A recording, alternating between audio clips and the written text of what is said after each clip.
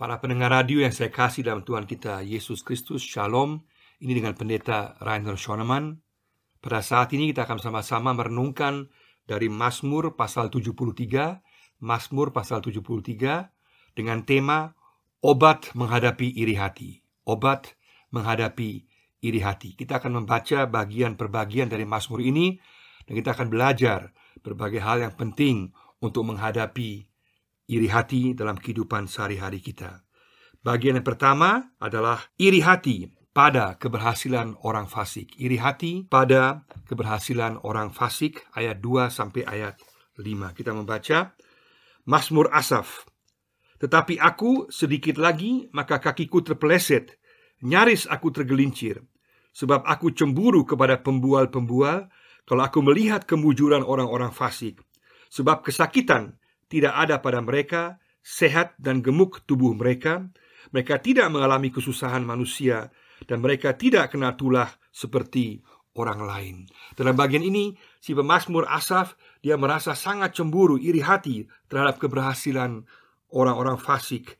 Di sini dia menggunakan istilah kana. Kana dalam bahasa Ibrani bisa secara positif berarti suatu penyerahan diri yang sangat kuat, yang tinggi. Tapi juga secara negatif, kata kana berarti suatu kecemburuan yang sedemikian kuat akan kepemilikan daripada orang lain.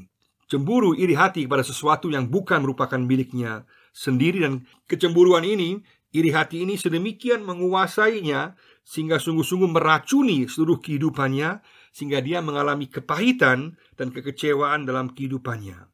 Dan dia merasa cemburu iri hati terhadap kesenangan dan harta materi yang dimiliki oleh orang fasik. Di sini kata fasik, kata sid berarti orang-orang yang memberontak kepada Tuhan, orang-orang yang dipenuhi keangkuhan, orang-orang yang tidak peduli kepada hukum Tuhan, dan orang yang berlaku semena-mena sesuai dengan kehendak mereka sendiri, secara sadar atau tidak sadar.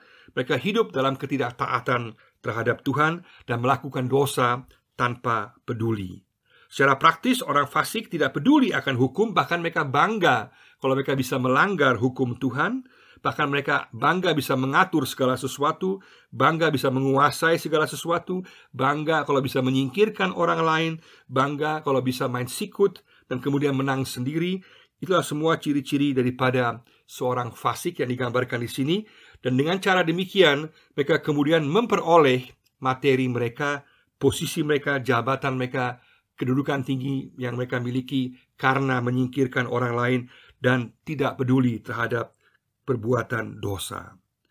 Dan di sini kita lihat bahwa Asaf sendiri sebenarnya orang yang hidupnya berkecukupan. Kita baca dalam 1 Tawarikh pasal 6 ayat 39, juga pasal 15 ayat 17 dan 19. Kita tahu bahwa Asaf dia melayani dan juga seorang penyanyi, seorang Levi yang menyanyi di bait Allah dan melayani di bait Allah, dan hidupnya berkecukupan. Dan dia mengenal banyak orang-orang kaya yang datang, dan dia mulai merasa iri hati terhadap kekayaan, posisi, kedudukan, kesehatan, dan keberhasilan mereka. Dan dia tahu persis bahwa mereka adalah orang-orang yang sebenarnya fasik, yang melawan kehendak Tuhan.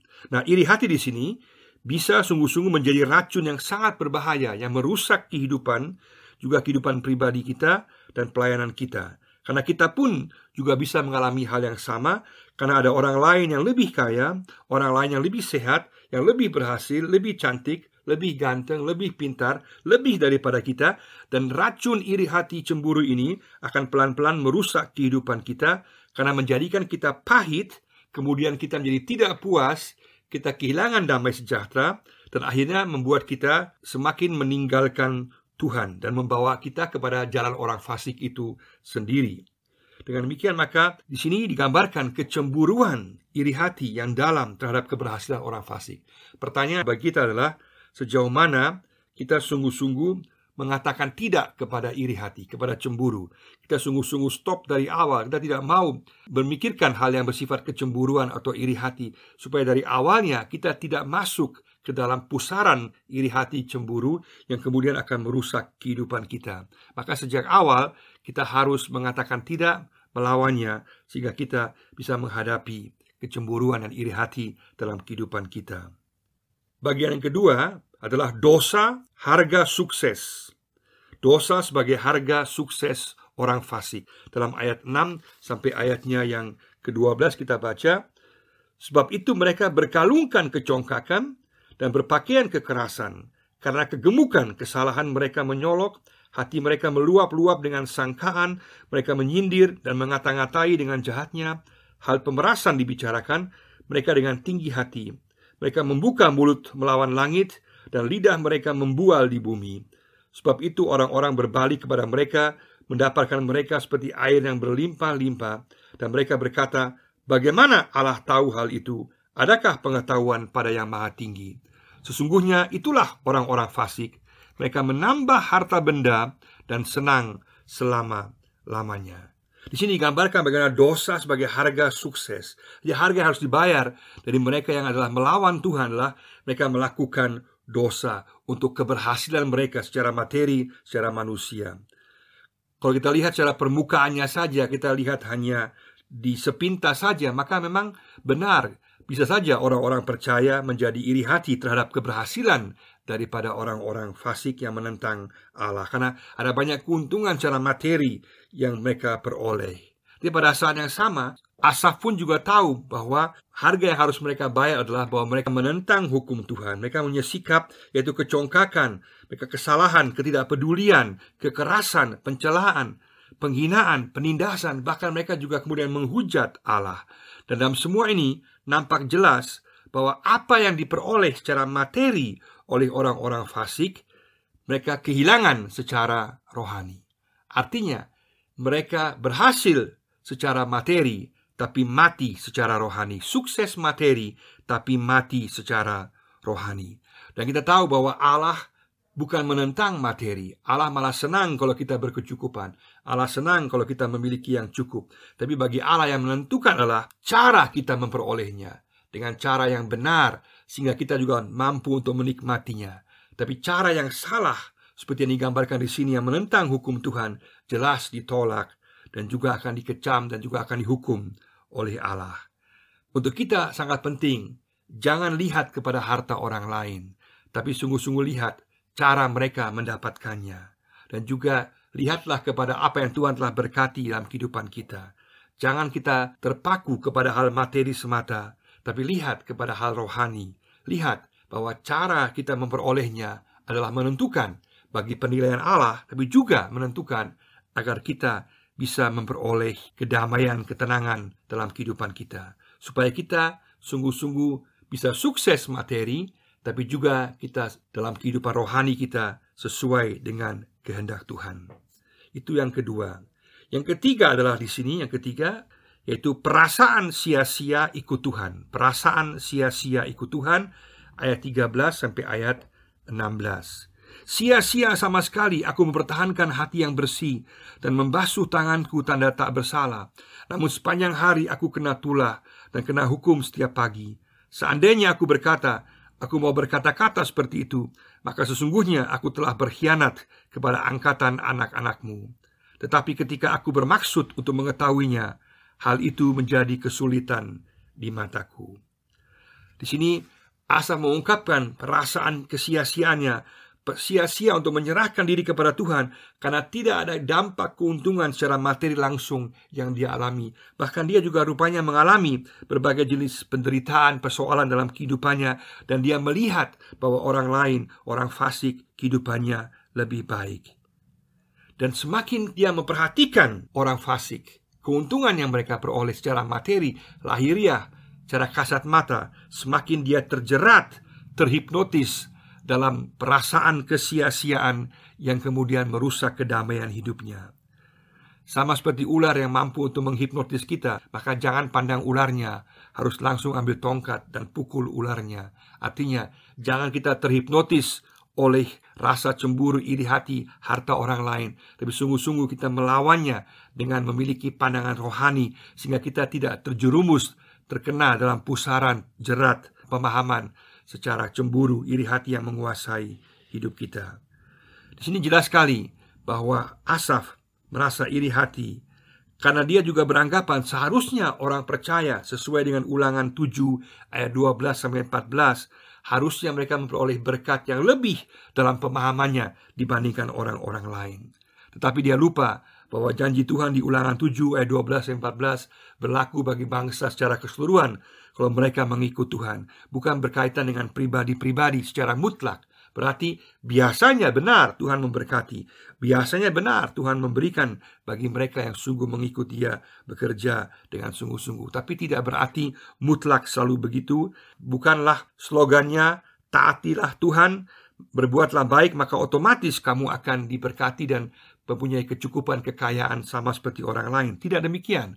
Karena orang yang kaya, yang melawan Tuhan, yang menentang Tuhan, bisa lebih kaya karena mereka melakukan dosa dan menentang kehendak Tuhan. Maka di sini Asaf memiliki situasi di mana dia ada masalah besar. Sebagai pemimpin rohani dia tahu dia tidak boleh cemburu, tidak boleh iri hati. Di pada saat yang sama perasaan tersebut semakin kuat dalam dirinya, semakin menggerogotinya sehingga dia terjebak dalam perasaan iri hati. Kita pun harus berhenti untuk melihat kepada kecemburuan, tapi sungguh-sungguh mengatakan, Tuhan, aku mau melihat segala sesuatu dengan mata rohani. Yang keempat adalah kita lihat dalam ayat 17 sampai ayat 22, perjumpaan dengan Tuhan merubah pandangan. Perjumpaan dengan Tuhan merubah pandangan. Sampai aku masuk ke dalam tempat kudus Allah dan memperhatikan kesudahan mereka. Sesungguhnya di tempat-tempat licin kau taruh mereka, kau jatuhkan mereka sehingga hancur. Betapa binasa mereka dalam sekejap mata, lenyap habis oleh karena kedahsyatan. Seperti mimpi pada waktu terbangun ya Tuhan, pada waktu terjaga, rupa mereka kau pandang hina. Ketika hatiku merasa pahit dan buah pinggangku menusuk-nusuk rasanya, aku dungu dan tidak mengerti, seperti hewan, aku di dekatmu. Perjumpaan dengan Tuhan membawa Asaf pada suatu penilaian yang baru terhadap situasi dan keadaan orang fasik itu. Ayat 17 ini merupakan titik balik dari Mazmur ini. Kenapa dia berubah? Kenapa cara pandangnya berubah? Cara pandang Asaf berubah pada saat dia menghampiri Allah, pada saat dia berjumpa dengan Tuhan, pada saat dia bersekutu dengan Tuhan, pada saat dia berjumpa dengan orang-orang percaya yang lain. Sehingga dengan demikian dia memperoleh cara pandang yang baru, penilaian yang baru, pemahaman yang baru. Sehingga dia demikian bisa menghadapi situasi kecemburuan iri hatinya. Dan dengan demikian di sini digambarkan bahwa hasil daripada perjumpaan dengan Tuhan ada tiga obat yang dia jelaskan di sini. 3 obat untuk melawan iri hati. 3 obat yang dapat melawan akar kepahitan dan iri hati dalam kehidupan kita. Obat yang pertama adalah perspektif sisi pandang Allah. Perspektif sisi pandang Allah yaitu persekutuan dengan orang percaya.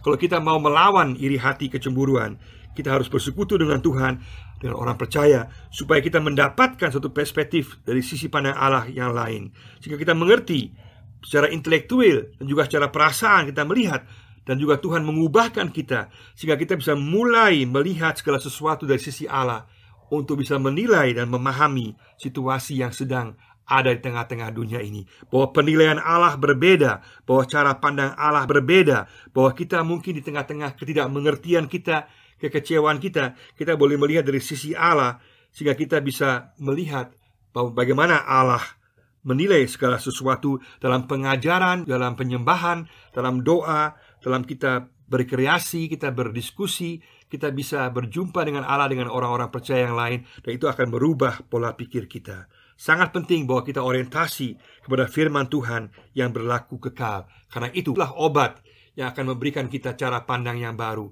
Karena kita melihat dari sisi Allah, dan itu akan mengobati kita untuk menghadapi kecemburuan dalam kehidupan sehari-hari kita.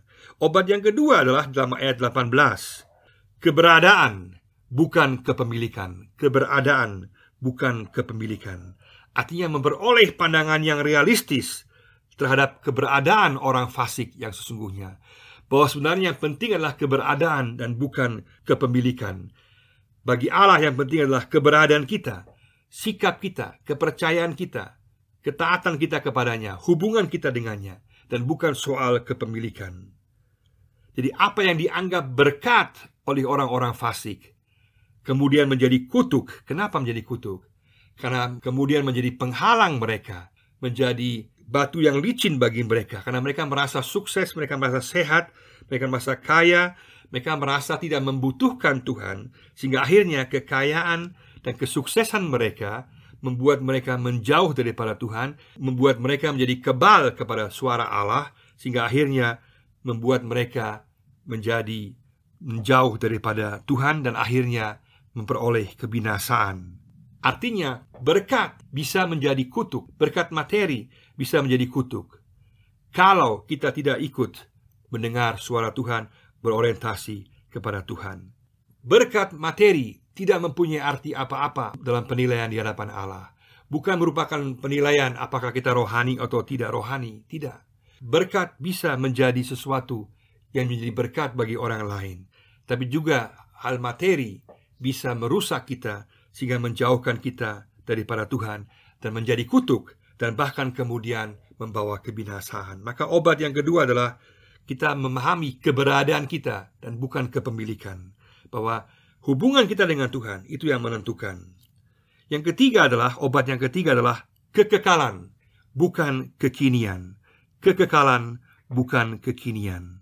Artinya, kita memperoleh pandangan yang realistis terhadap masa depan orang-orang fasik yang akan memperoleh kebinasaan sesuai dengan ayat 19 dan ayat 20. Kalau kita melihat ke masa depan, kita akan lihat bahwa mereka yang mengikut Tuhan, mereka akan memperoleh kemuliaan, mereka akan diterima oleh Allah. Kita harus berpikir jangka panjang, jangan pipen, jangan pikir pendek, tapi pikir panjang. Lihat bahwa jangka panjang orang percaya akan dimuliakan, akan diberkati, dan akan diterima oleh Allah dalam kemuliaannya yang kekal. Maka tiga obat ini sangat penting, melihat dari sisi Allah. Yang kedua, mementingkan keberadaan di atas kepemilikan. Dan ketiga, mementingkan kekekalan di atas kekinian. Itu akan menolong kita menghadapi kecemburuan, melawan orang-orang yang kelihatannya berhasil, sukses, tapi hidup dengan cara berdosa dan menentang kehendak Tuhan. Dalam hal ini, kita bukan dihibur ke surga seperti tuduhan daripada Karl Marx yang mengatakan orang Kristen dibius, dihibur ke surga. Bukan, kita dihibur dari surga. Dihibur dari surga karena surga adalah realita yang merubah segala sesuatu, sehingga kita memperoleh satu pandangan yang utuh tentang masa kini dan masa kekal, sehingga kita bisa membuat penilaian dan juga memiliki pemahaman yang lebih lengkap. Siapa yang hanya menekankan kekinian akan mengalami kebinasaan kekal. Siapa yang orientasi kepada hal yang kekal, kepada Tuhan, maka dia akan mengalami penyertaan Tuhan, berkat Tuhan di masa kini, tapi juga akan mengalami kesempurnaan kehidupan kekal dalam kemuliaan bersama-sama dengan Tuhan. Dengan demikian, kita bersama-sama dipanggil untuk sungguh-sungguh memiliki perspektif Allah, juga menekankan keberadaan di atas kepemilikan, dan juga menekankan kekekalan di atas kekinian. Itu akan membuat kita menjadi tenang dan juga bisa mengobati kita menghadapi kecemburuan terhadap orang-orang yang kelihatannya sukses berhasil, tapi jelas-jelas menentang Tuhan. Dan ini juga terjadi dalam kehidupan Asaf.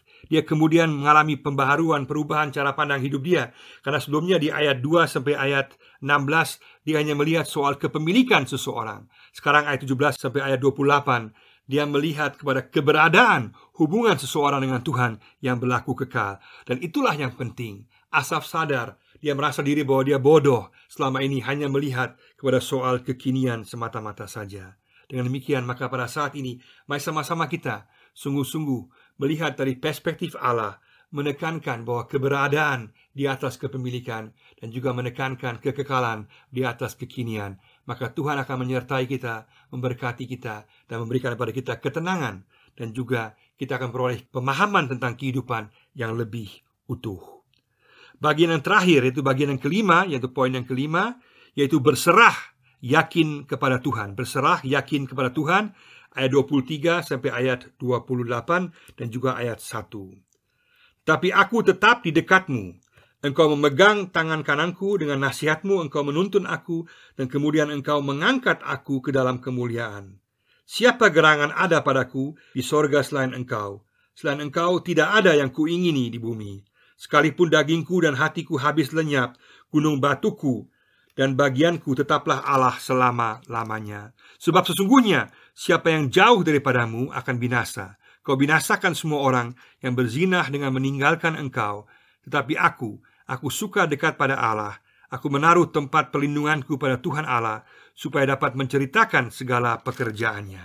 Dan ayat 1, sesungguhnya Allah itu baik bagi mereka yang tulus hatinya, bagi mereka yang bersih hatinya. Di sini Asaf menyerahkan dirinya kepada Tuhan dan sungguh-sungguh meyakini akan Tuhan. Dia mengungkapkan keyakinannya. Walaupun secara luar, secara lahiriah tidak ada perubahan, situasinya tetap sama. Orang yang fasik, orang yang melawan Tuhan tetap berjaya kelihatannya, tetap sukses kelihatannya. Tetapi sekarang dia telah merubah pandangannya, berubah prioritas dalam kehidupannya, fokusnya. Dia tahu bahwa hidup dengan Tuhan itu yang menentukan, yang akan mempunyai arti baik kini dan kekal selama-lamanya. Sehingga dia mampu untuk bisa menikmati kehidupan dalam ketenangan, dalam berkat yang Tuhan berikan, dalam kecukupan yang Tuhan berikan, bisa menikmati apa yang Tuhan berikan, dan sekaligus boleh tahu bahwa kemuliaan Tuhan pasti bagi dia. Sehingga dia bisa menikmati hidup dan juga materi yang dia peroleh. Tapi sekaligus dia bebas, terlepas daripada rasa kecemburuan, iri hati kepada orang lain. Hanya dalam Tuhan kita bisa bebas dan sungguh-sungguh lepas daripada rasa iri hati dan cemburu. Mari sama-sama kita datang kepada Tuhan. Katakan, Tuhan, inilah kecemburuanku, inilah iri hatiku. Aku mau serahkan kepada Engkau, Tuhan. Aku mau membuka diriku. Aku tidak mau terjerumus, terjerat dalam pemikiran iri hati dan kecemburuan. Tapi aku mau agar Engkau merubah aku, sehingga ada kedamaian, ada ketenangan.